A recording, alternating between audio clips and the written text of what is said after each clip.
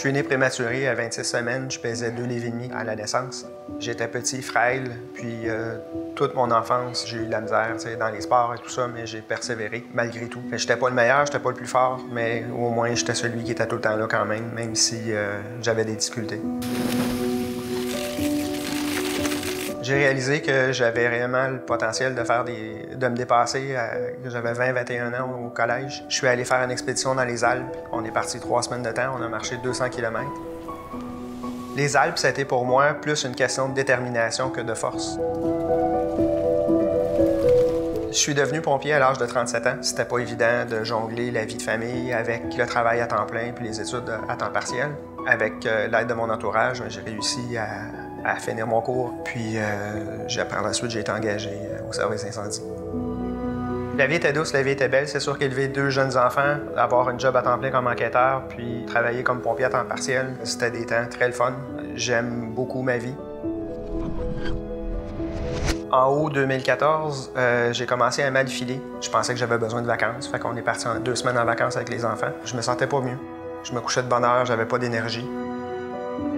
Au retour des vacances, peut-être 2-3 jours après le retour, il y a eu un incendie assez majeur. En ressortant du bâtiment, encore une fois, je me suis mis à mal filer. J'ai demandé d'être relevé de mes fonctions. Rendu, à un moment donné, j'ai perdu connaissance. On m'a amené dans l'ambulance.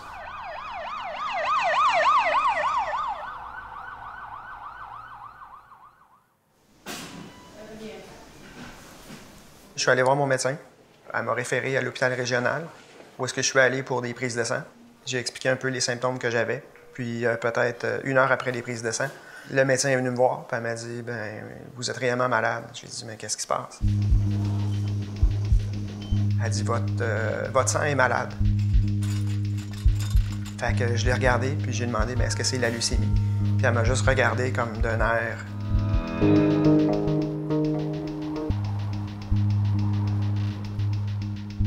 Après avoir été à l'hôpital régional, on m'a transféré au département d'oncologie à l'hôpital Charlemagne où on a refait les tests sanguins. Fait que d'avoir un diagnostic comme ça, j'ai été réellement surpris parce que je suis quelqu'un qui n'a jamais fumé, qui n'a jamais pris de drogue, qui mange bien, qui cuisine beaucoup, qui fait de l'exercice relativement fréquemment. J'ai informé mon entourage de ce qui se passait. Suite à ça, j'ai un collègue qui m'a emmené des formulaires de la SONAF à compléter pour les validités court terme. Puis au bout de 3 mois, mon dossier a été assigné à Gaetano qui s'est occupé de moi pendant les 2 prochaines années.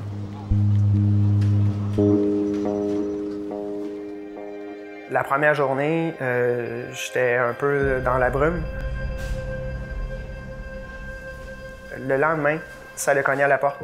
Puis c'était un homonyme qui m'a demandé si j'avais le goût de jaser avec. J'ai dit « Bon, pas réellement ». Là, je me suis mis à pleurer. Fait qu'il est venu s'asseoir avec moi, puis on s'est mis à parler. Puis là, il me parlait « ta leucémie ». Puis là, à un moment donné, je l'ai regardé, j'ai dit « Attends une minute, là. Cette leucémie-là ne m'appartient pas. Elle n'est pas à moi. » Et qu'est-ce que tu veux dire? C'est une leucémie qui a décidé de squatter mon corps. Moi, je ne l'ai pas invité là. Puis ça a été la bougie d'allumage, je te dirais que mon combat est parti de là. À cause de la leucémie, mon système immunitaire était à plat. J'ai fait des fièvres à tous les jours. J'avais des ulcères dans la bouche qui m'empêchaient de manger, même de parler des fois. Gaetano s'est occupé de moi pendant 2 ans. À chaque fois que je parlais avec Gaetano, c'était toujours de savoir comment j'allais, comment je réagissais, comment que la famille allait. À un moment donné, quand ça a fait au bout d'1 an que j'étais en chimio-pilule, j'ai parlé que j'ai des amis qui faisaient du yoga. Puis ça serait peut-être quelque chose qui m'intéresserait pour commencer à bouger un petit peu, puis ma concentration. Puis il a accepté. J'ai fait du yoga, ce qui a beaucoup aidé à me remettre en forme, puis à reprendre la forme. Quand mes enfants sont nés, je leur ai fait une promesse que je serais toujours là pour eux. Puis c'est ça qui a été ma bougie d'allumage, dans le fond. De vouloir me battre. Je voulais pas qu'ils soient orphelins, puis je voulais être là pour eux, les voir grandir, puis être à leur côté pour le reste de ma vie.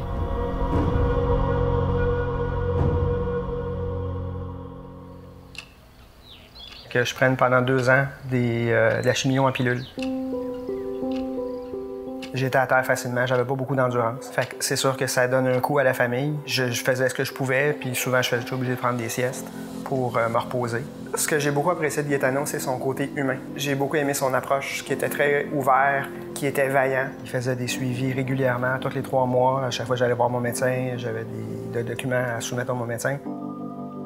Mon médecin m'a dit à plusieurs reprises que j'étais réellement chanceux d'avoir un plan qui couvrait les médicaments parce qu'il y a des gens qui sont obligés de choisir entre payer leur loyer et payer leurs médicaments de chimiothérapie.